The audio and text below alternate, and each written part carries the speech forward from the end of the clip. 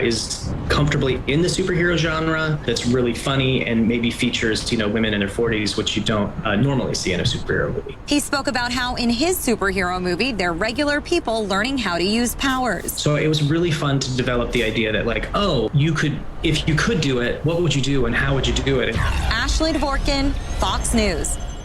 Connect to Fox News Audio on the Fox News app. Listen to hear your favorite hosts like Brian Kilmeade, Jimmy Fallon, and Guy Benson standing up for what's right, live and via podcast. Just click listen, then swipe right and hear the latest news updates on your time. And scroll down to hear the latest podcasts from Fox News. And it's even easier to listen in the car with Apple CarPlay and Android Auto.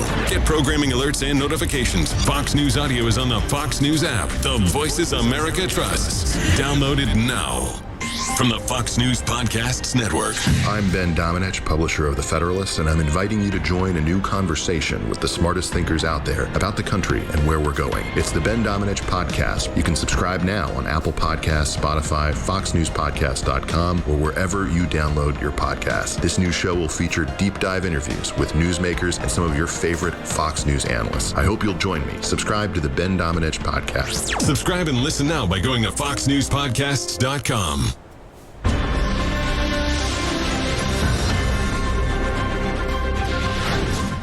Just 3 months into the Biden administration, promises of bipartisanship are already fading. But there are some senators who are trying to find issues where they can seek old-school compromise. Joining us now, Republican Senator John Cornyn of Texas and Democratic Senator Chris Coons of Delaware. Gentlemen, I'm going to begin with a bit of a backstory. Senator Coons, you and I were talking a few weeks ago, and you suggested a segment with Senator Cornyn and you about bipartisanship and specifically about a plan you were both working on to take on China. However, in preparing this week, I find that you're no longer together necessarily on that China plan. So let me start with you, Senator Coons. Is this a lesson in bipartisanship or exactly the opposite? Well, Chris, it's great to be on with you, and it's good to be on with my friend Senator Cornyn of Texas. We just talked about this yesterday. We are both hoping that in the next few weeks, as we work through committees, that we will end up being together on a bill that will invest in American competitiveness. As Jake Sullivan just said in the last segment, led an effort in the last Congress with Senator Warner that got signed into law to bring back to the United States the manufacturing of semiconductor chips, something that we've seen recently is urgent if we're going to keep manufacturing automobiles in this country. I support John's initiative there, and I'm working across the aisle on the Foreign Relations Committee, which will have a markup this week. So actually, Chris, I wouldn't declare this dead yet. I think it is positive and possible that we could work together still in the coming weeks on investing in America to better compete with China. Senator Cornyn, taking on China would seem to be something that all Americans, let alone senators, can agree on. But there have been reports that you and a number of other Republican senators, after making a big bipartisan push, are beginning to back off. What's the problem? Well, I think we were all encouraged when we heard President Biden on January the 20th talking about healing the divisions in the country and appealing to national unity.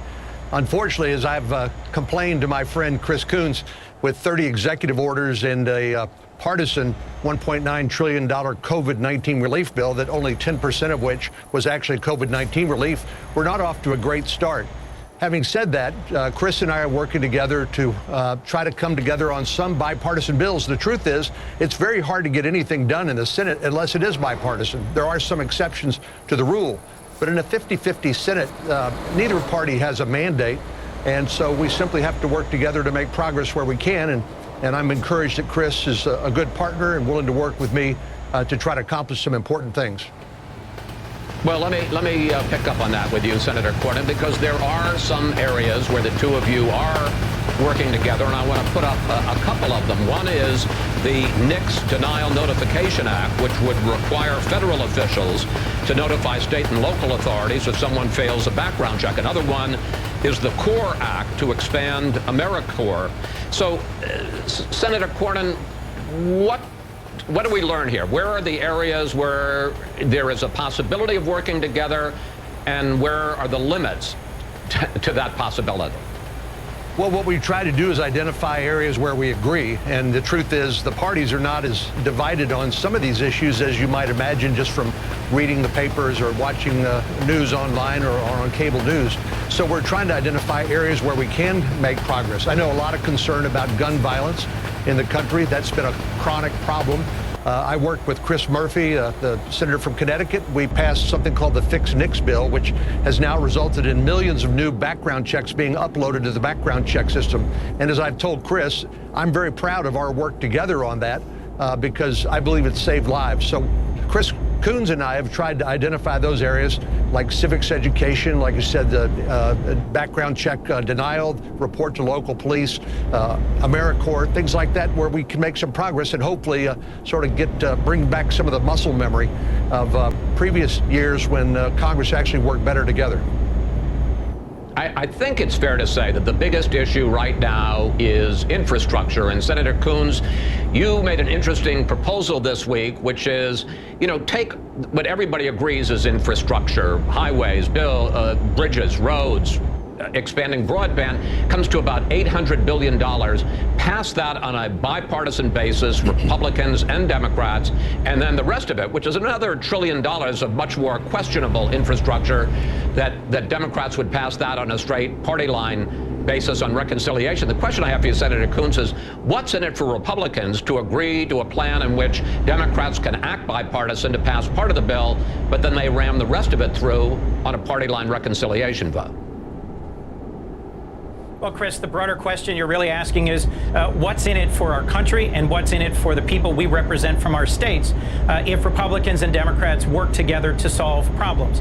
I think that if we come together in a bipartisan way to pass that $800 billion hard infrastructure bill that you were talking about, that I've been urging, then we show our people that we can solve their problems. We've all agreed for a long time that we need to invest more in American infrastructure. We just disagree about how to pay for it. And I think in the next few weeks, we should roll up our sleeves and sit down and find ways that both parties can support to make these critically needed investments. That's here at home. But Chris, it's also critical for our standing in the world. The worst thing that could happen to Xi Jinping that would ruin his day would be for him to see Republicans and Democrats working together in the Senate and the House to solve the problems facing the American people in partnership with President Biden. That's showing that our framers' vision of principled compromise in Congress can still work. And so whether it's working with John on a basic bill about teaching civics in our schools, or it's working together with John on the more challenging issues of immigration or mental health or gun violence or investing in infrastructure, I think we have to show folks we can and will do our best to work together. Senator Cornyn, would Republicans ever agree to that? Yeah, we'll play bipartisan with you to pass $800 billion in hard infrastructure, but then understand that you're going to go ahead and pass the rest of it, another $1 trillion plus, raising taxes through a straight party line vote. Ram it through. Well, in the interest of bipartisanship, I'll agree that Senator Coons is half right. There is a core infrastructure bill that we could pass with appropriate pay-fors like roads and bridges and even reaching out to broadband, which this pandemic has exposed a great digital divide in the country. We've seen advances in telemedicine. We've seen more people learning online. I think we could all agree to that. But I think that's the part we could agree on. So let's do it and leave the rest for another day and another fight. So you'd be willing to go for the $800 billion if you could agree on a pay for, regardless of what Democrats went on and did. I want to end on this subject, Senator Cornyn. I want to put up a tweet that you sent out this week. Here it is. The president is not doing cable news interviews. Tweets from his account are limited, and when they come unimaginably conventional, the public comments are largely scripted. Biden has opted for fewer sit-down interviews with mainstream outlets and reporters. Invites the question, is he really in charge? My question, I guess, is, Senator Cornyn, is that helpful to be sending out a tweet questioning the President Biden's mental faculties? Well, Chris, thank you for the question, because I think there's been a lot of confusion in the Twitterverse about that. That actually was a quote from a Politico story that I pasted into a tweet, and then I simply asked a question. What I'm trying to do is reconcile the Joe Biden we heard from on January the 20th, the Joe Biden that many of us know from his previous service in the United States Senate, from the Joe Biden we're seeing now, jamming through $1.9 trillion of spending bills.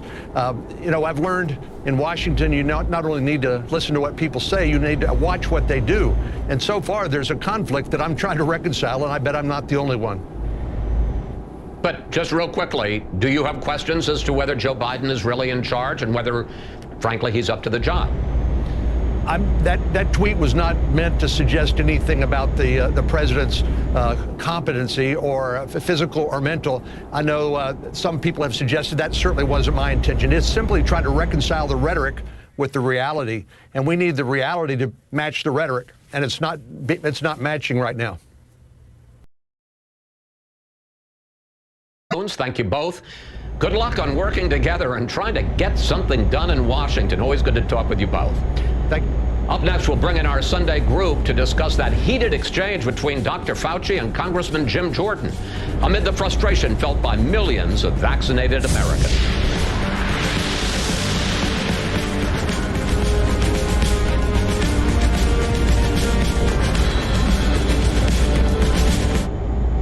Fox News Podcasts Network. Stay on top of the latest news and information from Fox News. Listen and download the Fox News Hourly Update on your time. The trending stories you need anytime you want it. Listen and download now by going to foxnewspodcasts.com. The Fox News Rundown is a weekday morning podcast that dives deep into the major and controversial stories of the day. Hosted by the anchors of Fox News Radio. Subscribe now to hear a perspective of news you won't find anywhere else. Listen now by going to foxnewspodcasts.com. This is Fox News Talk. Headline Rewind. 1981. President Jimmy Carter. We have now reached an agreement with Iran which will result in the freedom of our American hostages. I, Ronald Reagan, do solemnly swear that I will faithfully execute the office of President of the United States. As of now, I am in control here in the White House, pending return of the Vice President. I have been in labor negotiations for 25 years. The only people that ever win from a strike are the lawyers. Charles Philip Arthur George, wilt thou have this woman to thy wedded wife, so long as ye both shall live? I will. MTV is just videos with music. As a judge, it is not my function to continue to try to develop public policy by means of making the law. News as it happened then, news as it happens now. This is Fox News Talk. From the Fox News Podcasts Network. Stay on top of the latest news and information from Fox News. Listen and download the Fox News Hourly Update on your time. The trending stories you need anytime you want it. Listen and download now by going to foxnewspodcasts.com. From the Fox News Podcasts Network. What are the most important issues facing Americans today? Every Monday, join me, Brett Baer, Chief Political Anchor and Executive Editor of Special Report, and my rotating all-star panel of experts as we discuss the policies, practices, and solutions to the biggest and most important issues of the day. You can hear new episodes every Monday. Subscribe now at foxnewspodcast.com or wherever you download podcasts. The Fox News Rundown is a weekday morning podcast that dives deep into the major and controversial stories of the day. Hosted by the anchors of Fox News Radio. Subscribe now to hear a perspective of news you won't find anywhere else. Listen now by going to foxnewspodcasts.com. Fox News Radio. On air, online, on demand. The latest news, your favorite talk show hosts, the hottest podcasts. All in one place. America is listening to Fox News. News, I'm Ann Carrick. 3 people are dead. The scene in Northwest Austin near Great Hills classified as an active shooter situation. Police say the shooter is former Travis County Sheriff's Detective Stephen Broderick, adding the situation appears to be domestic and isolated. Joe Chacon is the interim Austin Police Chief. We are concerned that he might possibly take a hostage and be himself sheltered somewhere waiting for us to leave. Residents are asked to shelter in place, capping refugees at 15,000 as set by the Trump administration. administration instead of the 62,500 proposed by President Biden. I also know how challenging it is to reach it, but I can say without any doubt that every resource that we have available to us will be put into reaching that goal and possibly even going beyond. U.S. Ambassador to the United Nations Linda Thomas Greenfield on CBS's Face the Nation. America's listening to Fox News. What measures have to be attained before Americans get their First Amendment liberties back? Right now, we have about 60,000 infections a day, which is a very large risk for a surge. We're not talking about liberties. We're talking about a pandemic that has killed 560,000 Americans. Republican Congressman Jim Jordan engaging in a heated back and forth with Dr. Anthony Fauci over the tension between freedom and public health as the pandemic continues. And it's time now for our Sunday Brew. Former Chief of Staff to Vice President Pence, Mark Short, Karen Tumulty of the Washington Post, and author of the new book, The Triumph of Nancy Reagan. I've read it. It's great. And Marie Harf of the Serve America PAC. Mark, you were deeply involved in the COVID task force in the White House as the Vice President's Chief of Staff. How do you think the Biden team is doing so far in handling the pandemic? And what about the decision to pause distributing the J&J vaccine? Well, Chris, I think it's an incredibly dangerous decision to pause the distribution of the J&J vaccination. The reality is that 1 in 1,000 women can suffer blood clots from a birth control pill, but it's basically 1 in a million from Johnson & Johnson. So it's 1,000 times more likely to suffer blood clots from a birth control pill, yet we're pausing it at a time when we need to continue to deliver the vaccination. And I think the bigger concern is you're going to create hesitancy from people who should be getting the vaccination who now have doubts. And the reality is that the pause, I think, is an incredibly dangerous move. Marie, I think it's fair to say it hasn't been an especially good week for the Biden administration in the COVID area. First of all, the pause in the J&J vaccine, which I think, as Mark points out, is going to increase concerns about taking the vaccine. And this week, there were hundreds of thousands of vaccine appointments that went unfilled. And then in addition, the continuing confusion about what you can do and can't do, especially after you are fully vaccinated. Your thoughts on that?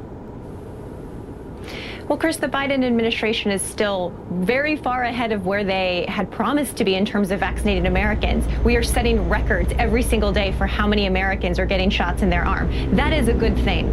When it comes to the J&J vaccine, the administration made clear this week that we have enough Pfizer and Moderna vaccines to vaccinate Americans. So the J&J pause will not impact how many Americans are able to get vaccinated. And I think it actually shows the opposite. I think it shows that when there is a concern raised, when there is a question, that the experts are taking a pause and getting to the bottom of it, because we know that these vaccines were developed in record time. We know they are incredibly effective. We just want to make sure, as we get new evidence, that it is taken into account. And that's what you heard from Dr. Fauci. This is a disease that a year and a half ago, none of us had ever heard of. And so the facts and the data keep coming in. And as they get information about what we can and can't do when vaccinated, they're going to put it out there. Karen, I want to pick up on that last point of Marie. The biggest frustration I hear these days is from people who are fully vaccinated, who don't know what they can do, what they can't do. To me, the ultimate case of that was a couple of weeks ago. The CDC said if you're fully vaccinated, it's safe to fly on an airplane as long as you observe the safety restrictions, like continuing to wear a mask. But then they added in the next sentence, but we urge you against any non-essential travel. How do you navigate the confusion there? I just think they're going to have to be a lot clearer. We have reached the point where the end is in sight. This vaccine is our quickest, surest, straightest route to that end. I'm with Marie. I was actually reassured by this J&J pause. The figure that Mark cited, the less than 1 in a million, is talking about the population at large. But in women of childbearing age, the risk of a blood clot is actually higher than the risk of dying of COVID. So is it related to the vaccines? I listened to the CDC presentation. Their logic made a lot of sense to me. And to me, it says that they're being cautious with this, and they are looking at warning signs. Let me switch subjects on you. President Biden, as we've discussed earlier, had made a lot of news, big news this week on foreign policy, announcing he is going to pull all U.S. troops out of Afghanistan by the 20th anniversary of 9/11. Here's the president.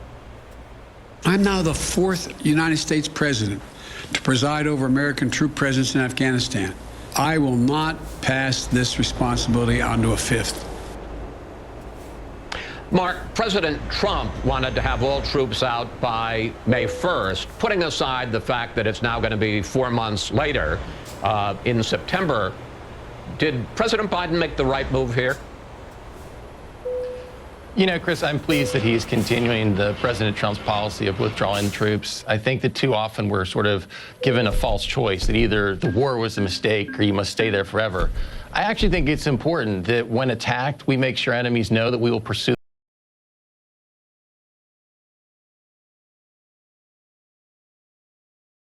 to push back on the war on terror, and we've had a lot of success. But we're also not an imperialist nation, and I think it's appropriate for us to be bringing our troops home at this time. We're not there to be a nation-building force either. We're there to fight a war on terror. We've had our success. It's time to bring our troops home. But Karen, as I discussed with Jake Sullivan, a lot can go wrong. As we saw in Iraq, a terror group can reconstitute, or a new terror group like ISIS can form. And if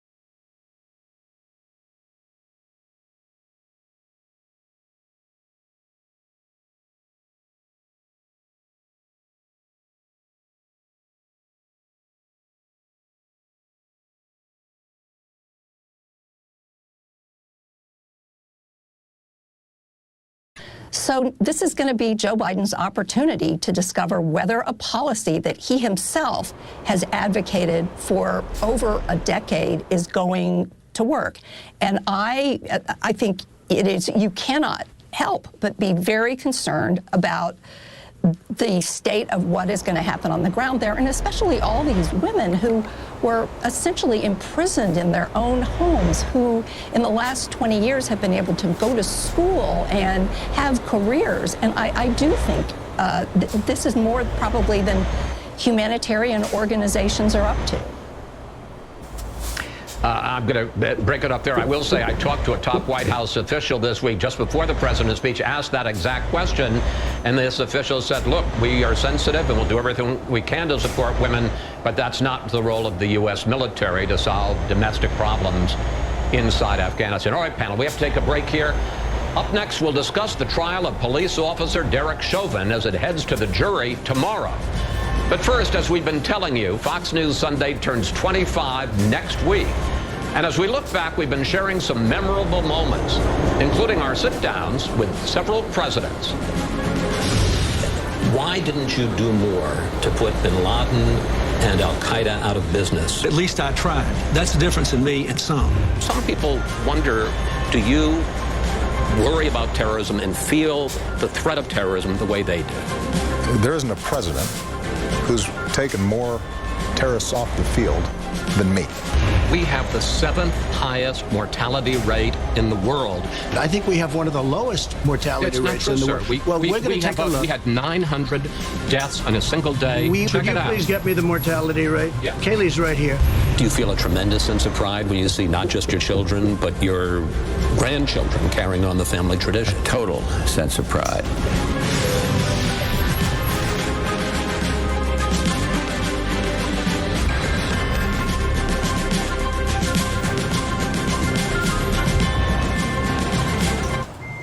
The Dean's List with Janice Dean. A mom who donated a kidney to someone who made a difference in her kids' lives makes today's Dean's List. Graham Nesbitt managed the local skating arena in Seaforth, Ontario, Canada, and always went above and beyond the call of duty to make sure neighborhood kids could get in as many hours on the ice as possible. No one is more grateful for his dedication than Bonnie O'Reilly. Her two sons, Ryan and Cal, who skated at Graham's rink, both went on to play the NHL. Graham retired in 2003, but people still remembered his kindness. So when the community found out he needed a kidney, local folks lined up to be tested if they were a match. One of those people was Bonnie O'Reilly. Once Bonnie learned she was a match, the only thing left to be done was to arrange for the surgery. The transplant was successful, and Bonnie and Graham are doing very well. We're grateful to share their story of kindness. Janice Dean, Fox News.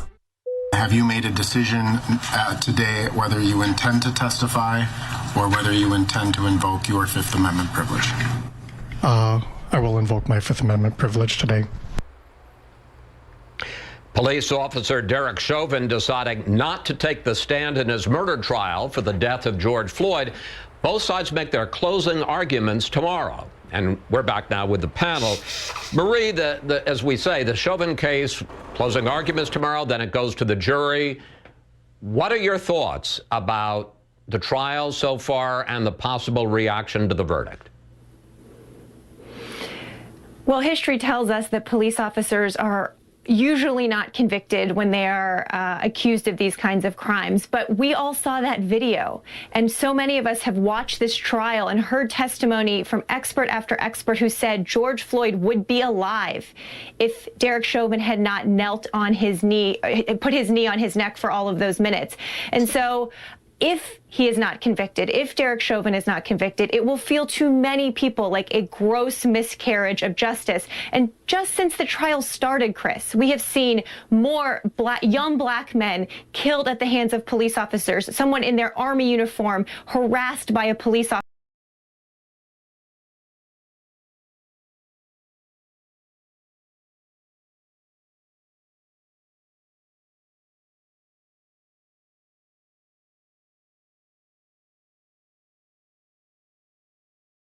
Claire, all of those events outside of Minneapolis, outside of the courtroom, are supposed to be totally irrelevant, and justice is supposed to be blind. Your thoughts about the trial, and we all fear, obviously, what might happen if there's either a hung jury or an acquittal in this case.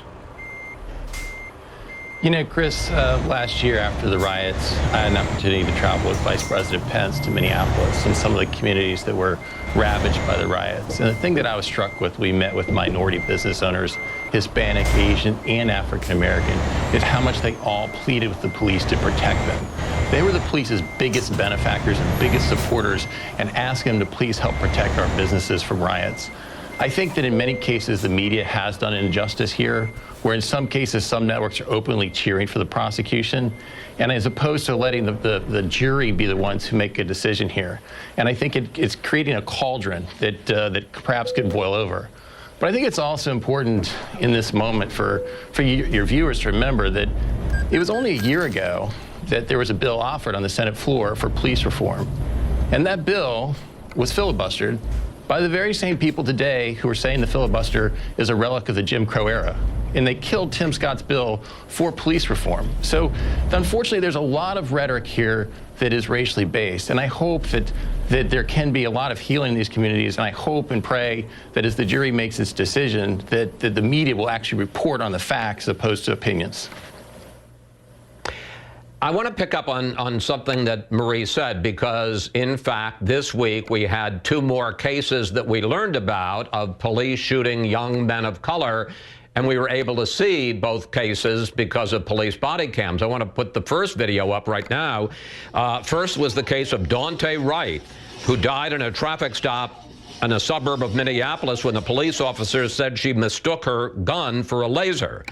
Then there was 13-year-old Adam Toledo, who was shot by a policeman in Chicago, responding to reports of gunfire in the neighborhood. And there you see him at that moment. And here was Vice President Harris on the Daunte Wright case. Law enforcement must be held to the highest standards of accountability. At the same time, we know that folks will keep dying if we don't fully address racial injustice and inequities in our country. Karen, these are split-second decisions that police have to make with their lives at stake. Is it fair to blame what we saw in those two videos on racial injustice and a broken system, as Vice President Harris did? Well, I mean, there certainly is a racial reckoning underway in this country, but I do think that we also have to take a very hard look at the training of our police officers, that, you know, a veteran officer could mistake her taser for her gun. Should police really even be involved in traffic stops that do not involve issues of public safety? Because we've seen so many of those episodes end tragically. And what we saw in Chicago, another very perilous thing, is when police are involved in apprehending suspects on foot. These foot chases have also had some horrific results. So I think we do need to look as well at the training our police officers are given, and also what is their mission? I mean, should they be out there dealing with mentally ill people, substance addicted people in ways that might, you know, be better handled by medical professionals or social workers? I do think a big part of this, we should be looking beyond the racial element to what we expect of our police and how we train them. Mark, you know, I think we can all distinguish between Derek Chauvin with his knee on the neck of George Floyd for 9.5 minutes when Floyd's hands were handcuffed behind his back, and those cases, which were very active situations where somebody was running away, shots had been fired, or in the Daunte Wright case where he was resisting arrest. Your thoughts about Vice President Harris's comments and the comments of other people in the Biden administration?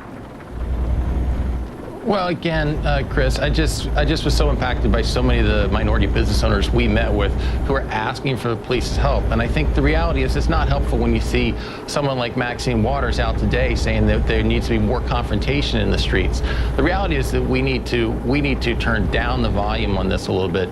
And the vast majority of police are out there in our communities putting their lives on the line for us, to protect us. And yes, maybe there's some bad apples, and they should be prosecuted. But the reality is there should not be this broad indictment of the police when the vast majority of them are protecting our country. And again, to Karen's point about reforms, that's exactly what Tim Scott was proposing last year, with more training and funding for that training. And the same Democrats who now are alleging the Jim Crow allegations on the filibuster used the filibuster to kill Tim Scott's bill for the exact things that Karen's asking for. Marie, you got about 30 seconds. Final thought. Well, the Democratic-led House passed the George Floyd and Policing Act to put in place actually more reforms than Tim Scott was proposing. I hope Congress will take this issue seriously, take up that George Floyd Act, and come together to address this, because it may not be everyone, it certainly isn't, but it is too many, and it is exhausting. And so hopefully our communities, our police departments, and our Congress can actually do something to make this problem better. Thank you, Marie. Thank you, panel. See you all next Sunday. Up next, our Power Player of the Week, Admiral William McRaven, the commander of U.S. Special Forces for some of its most daring operations. He'll tell you what it takes to make a hero.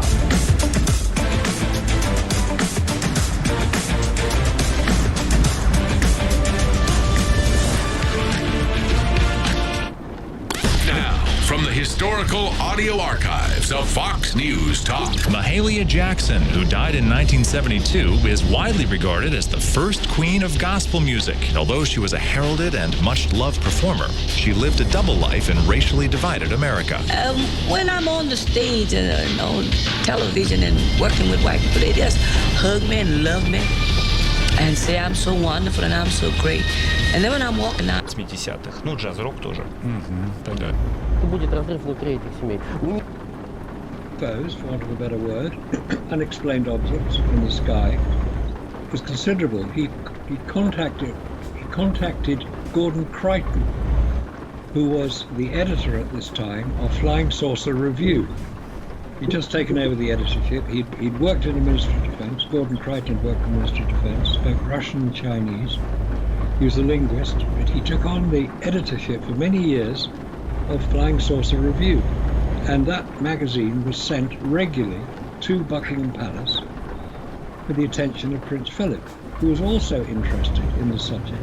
As you mentioned, he was a polyglot. He was interested in many different subjects.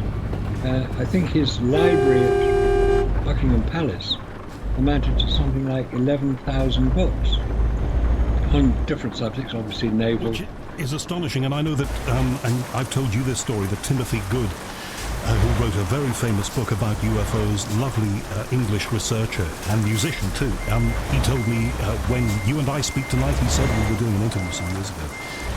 I can't tell you who it is, but somebody very important, extremely important, will be listening to this. And I always believed that was Prince Philip, and I always hoped that I would meet him. The other interest that he had, Marcus, and I don't know whether you know anything about this, but there was the book written by John Hanson and Charles Holt about Rendlesham Forest, the Holt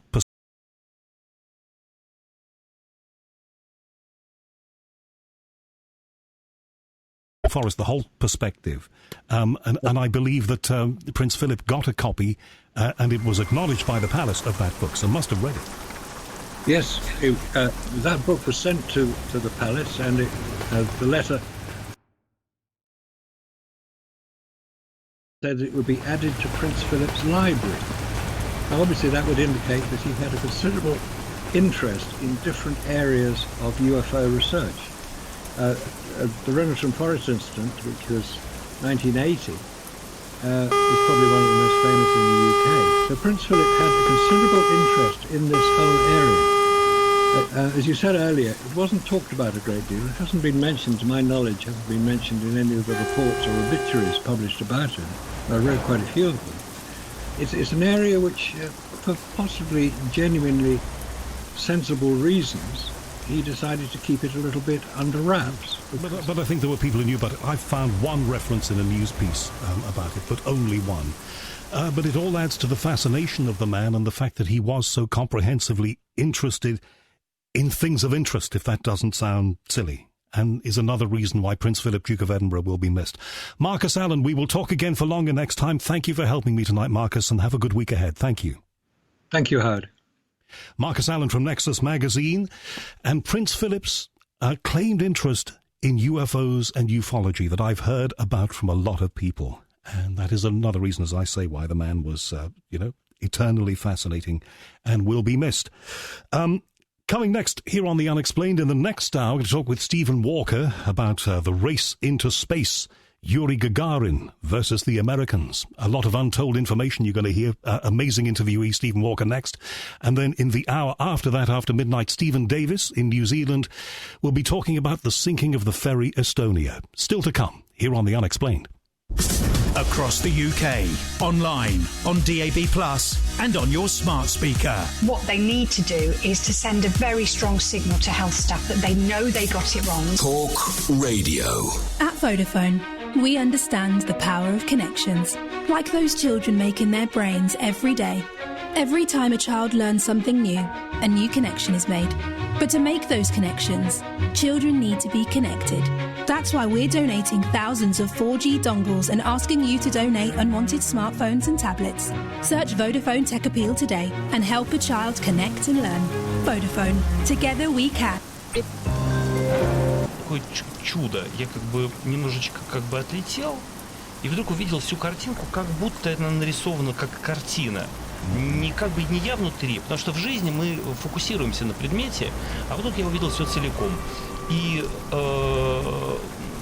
вот это было удивительно, потому что лист упал, птица пролетела, машина проехала, звук раздался, женщина с коляской. Это все увязано в фантастическую композицию. Жизнь, поток жизни просто удивительно закомпонован. И я это упражнение умею повторять и периодически прибегаю к этому. Наша беседа кончается на самом интересном месте. Я с вами прощаюсь. До следующего воскресенья. Филипп, огромное спасибо. Спасибо, Алексей Васильевич.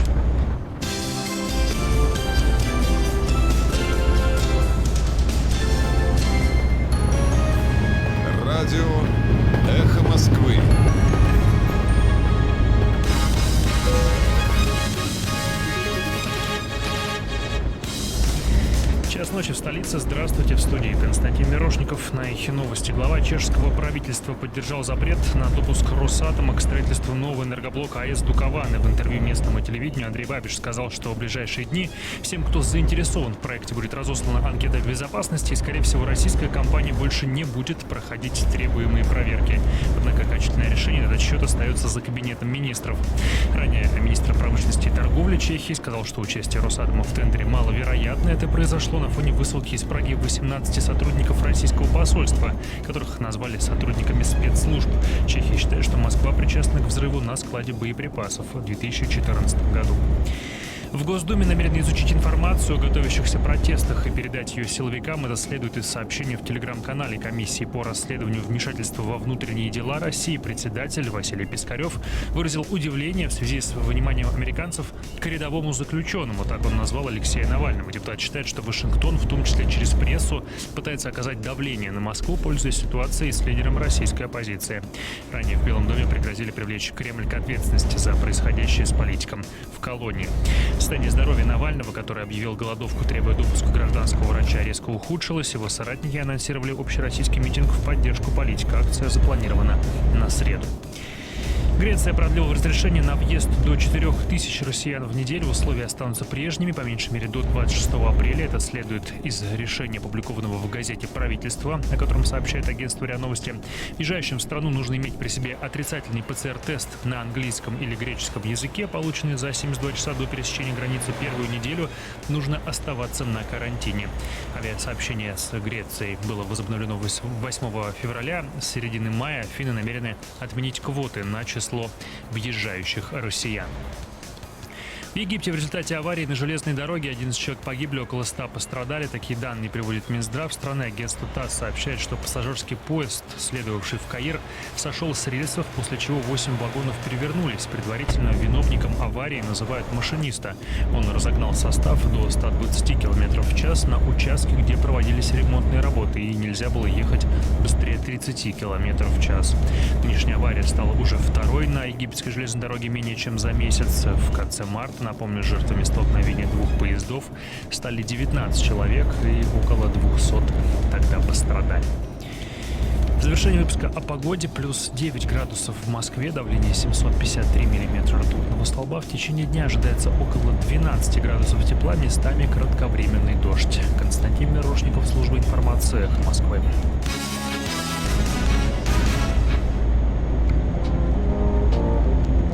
Said Prague's accusations are absurd and an attempt to please the U.S. Washington recently raised sanctions against Russia.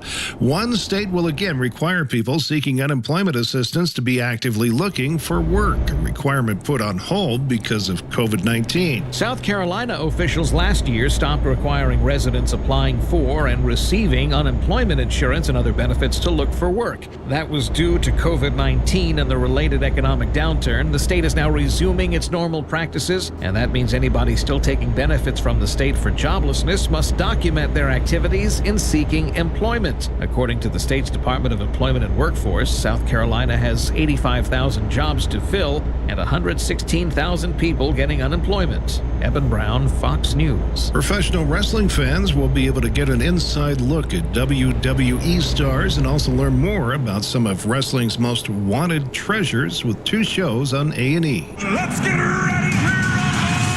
WWE superstars Stone Cold Steve Austin, Macho Man Randy Savage, Rowdy Roddy Piper, and more are chronicled in a new biography series beginning tonight at 8 Eastern on A&E. He was a bad guy. He had to be on guard a lot. The new Sunday night programming will showcase a 2-hour profile of the famous wrestlers, followed by the all-new series, WWE's Most Wanted Treasures. Led by Stephanie McMahon and Triple H, the two will hunt for some of wrestling's most iconic missing memorabilia, including Kane's original mask and Ric Flair's butterfly robe. Michelle Polino, Fox News. And I'm Joe Chiaro, Fox News.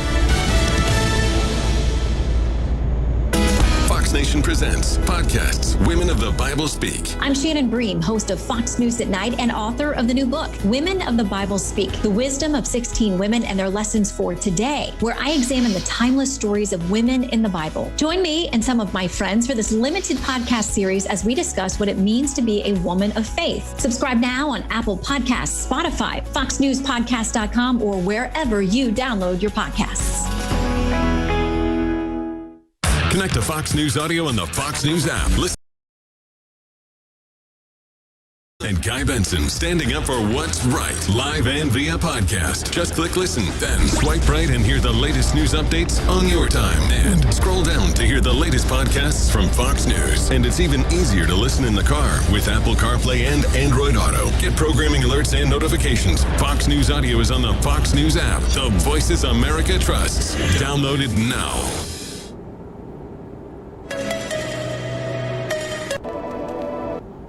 человеческого голоса. I was almost sort of U.S.-Japan alliance for a free and open Indo-Pacific by Prime Minister Yoshihide Suga and President Joe Biden at the White House on Friday. We committed to working together to take on the challenges from China and on issues like the East China Sea, the South China Sea, as well as North Korea. Suga is the first foreign leader to visit in person, a testament to the Biden administration's foreign policy priority. Our alliance has served its role as the foundation of peace and stability for the Indo-Pacific region and the world. The leaders committed to assist vaccination efforts in the region and pledged aggressive actions on climate change, including advancing clean energy technologies.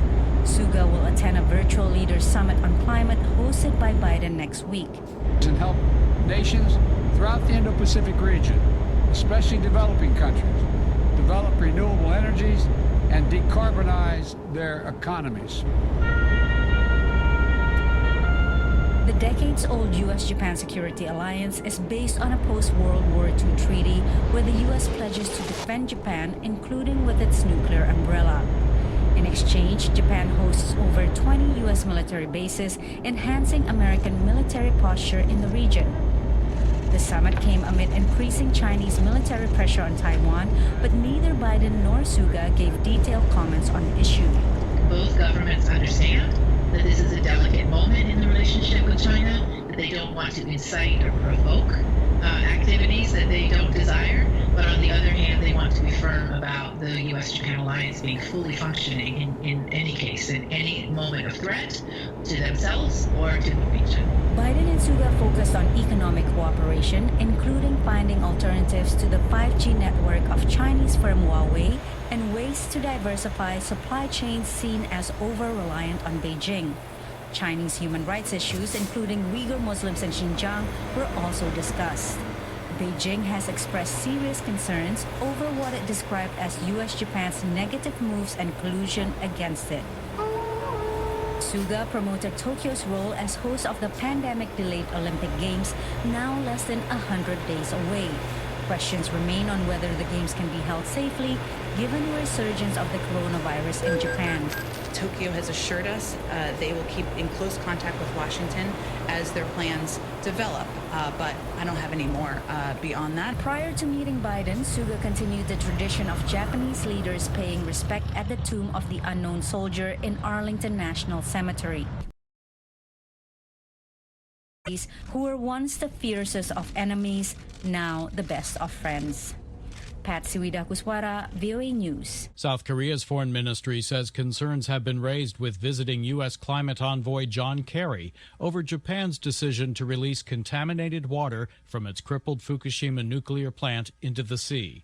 But Kerry reaffirmed Washington's confidence in the plan's transparency. Under the plan, more than 1 million tons of water will be discharged from the plant wrecked by an earthquake and tsunami in 2011 into the nearby sea off Japan's east coast. Seoul strongly rebuked the decision, with the foreign ministry summoning the Japanese ambassador and President Moon Jae-in, ordering officials to explore petitioning an international court. These are among some of the top Asia headlines you'll find right now on voanews.com. Myanmar junta says 23,000 prisoners pardoned and released. U.S. and China committed to cooperating on climate crisis, according to a joint statement. U.S. Senator who served as ambassador to Japan lauds closer ties but issues warning. India's resurgent COVID-19 pandemic deals a second blow to migrant workers. Former Indonesian beauty queen runs business that empowers refugees. Expanded coverage of these stories and so much more can be found daily when you visit Facebook at VOA Asia and our website, voanews.com.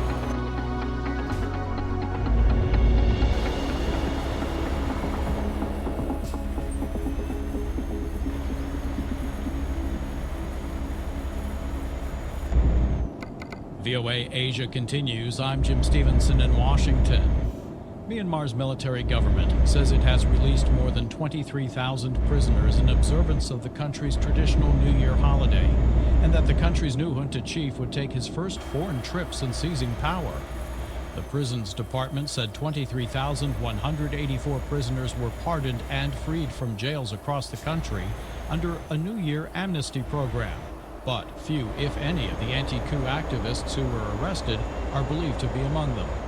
The prisoner release announcement came as daily protests continue against the ouster of the elected government of former de facto leader Aung San Suu Kyi and the government's use of deadly force against them.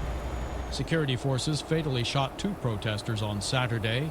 In a campaign to quell the protests, the government has killed at least 728 coup protesters and bystanders since the takeover. That's according to the Assistance Association for Political Prisoners, which tracks casualties and arrests. Meanwhile, experts are warning that the announced U.S. departure from Afghanistan will lead to intensified conflict in the South Asian nation, while Afghan women say they are worried about their rights. VOA senior diplomatic correspondent Cindy Sain reports on U.S. Secretary of State Antony Blinken's efforts to reassure Afghan leaders during an unannounced visit on Thursday. Secretary of State Antony Blinken arrived in Kabul with one central message for the Afghan people. The United States is not abandoning the country. We have a partnership that is changing but enduring. His visit came one day after President Joe Biden announced all U.S. troops will leave Afghanistan before the 20th anniversary of the September 11th attacks.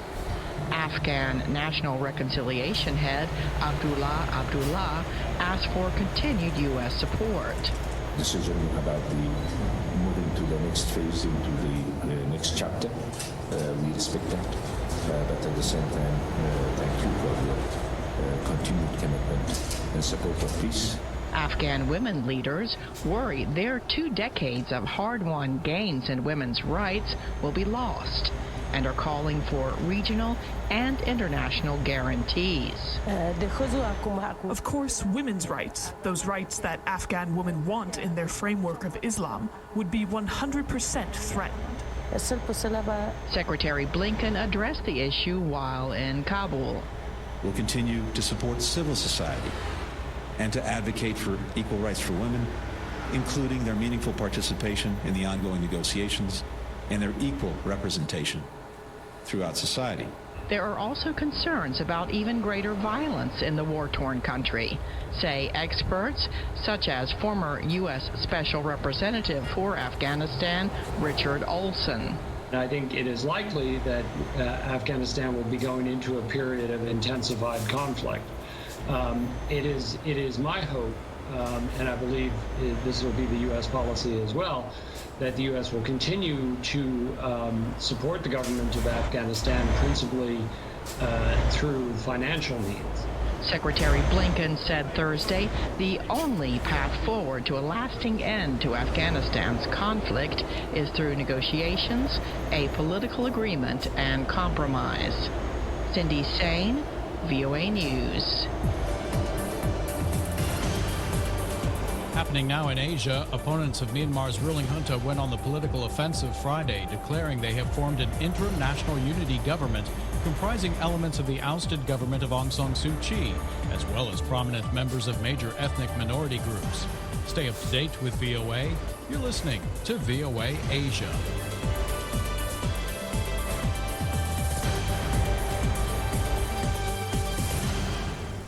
We're beginning a brand new week together. It's nice to have you with us on VOA Asia.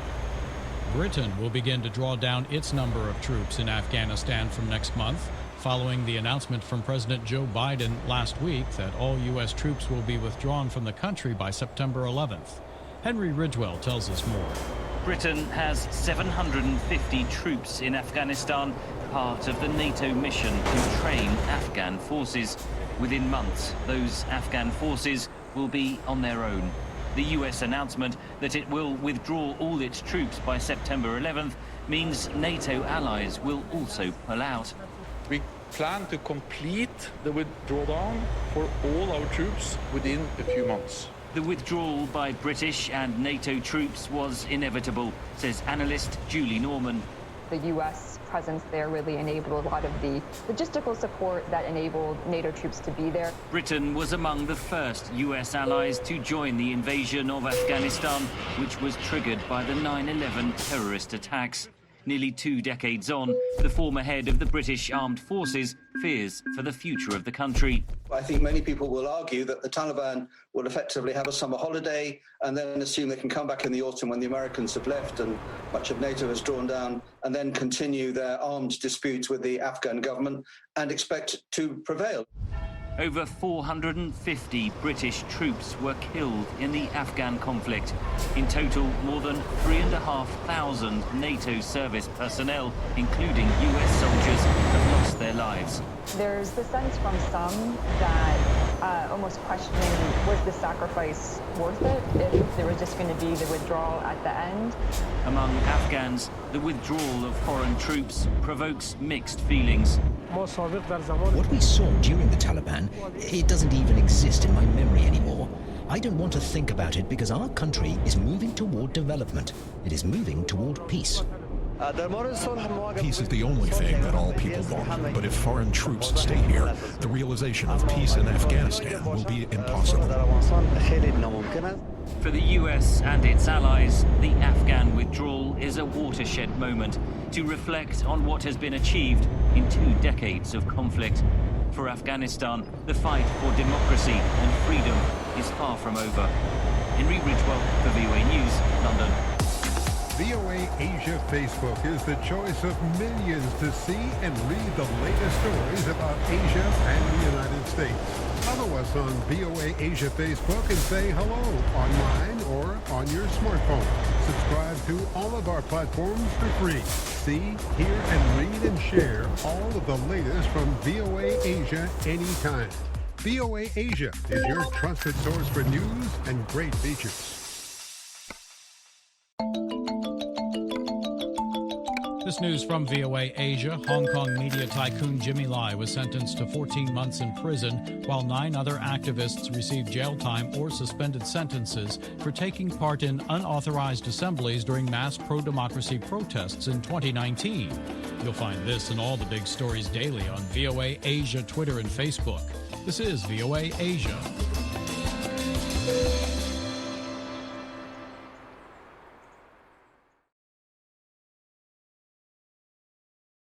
That uses all natural silk and dyes takes nearly a year to produce and can sell for thousands of dollars. But this traditional handicraft, which is being preserved by fewer than a dozen small nonprofits in the country, is at risk of disappearing. VOA's Bofa Horn tells the story in this report, narrated by Chetra Chap.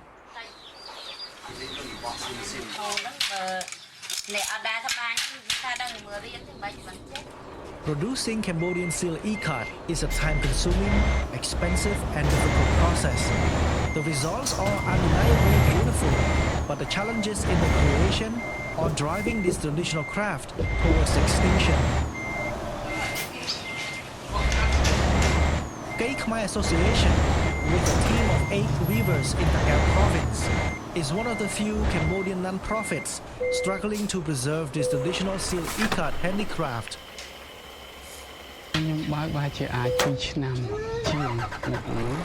We use imported dyes and silk.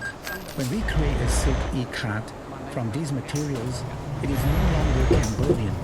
So I started this association, hoping to create something truly Cambodian by using Cambodian natural dyes from the nests of Khmer Let insects, the bark of Prahut tree, Maclure tree, and Indigo, also known as plait. These are the 4 primary colors we use to mix and produce textiles and silk e-cards. The Cambodian Ministry of Culture and Fine Arts says very few remaining Cambodians know how to produce traditional Cambodian seal e-card. If there are old people who know how to bend the silk and tie the knot, that's very good. They are valuable human resources for our country. But the biggest existential threat is the disappearing natural raw materials. Before people raised Let insects in Steng Trang province near the Laotian border, but they stopped already. Khmer Let may go extinct, and Maclure trees in various communities are being cut down and thrown away because they think there is no use for the trees.